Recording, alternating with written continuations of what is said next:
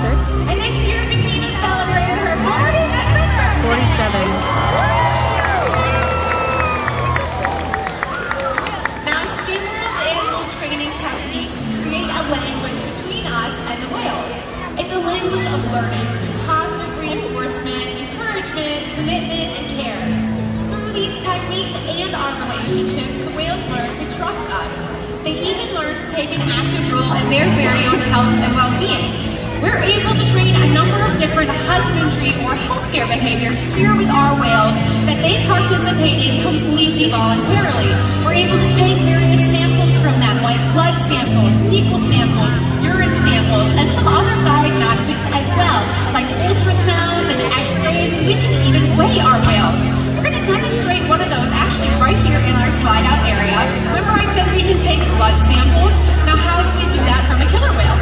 Well, we ask them to roll their bodies ventrally or upside down and present the white undersides of their tail flukes. Very similar to if we went to the doctor and presented our arm, the white undersides of their tail flukes are where their prominent veins are found.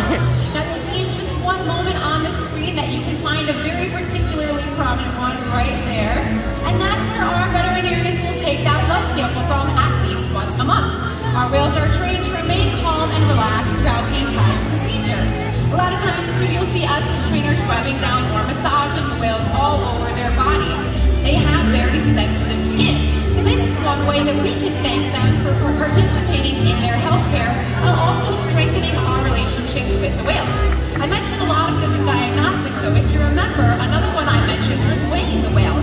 In order to do that, we ask them to slide their entire bodies up and out of the water onto a giant killer whale size scale we have in the back.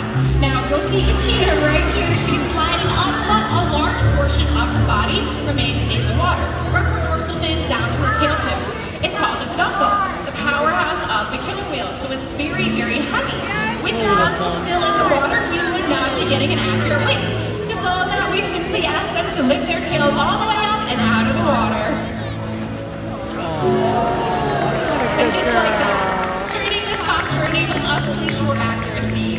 So we know that our younger whales are moving properly, and our older whales, like Katina, are maintaining a healthy weight.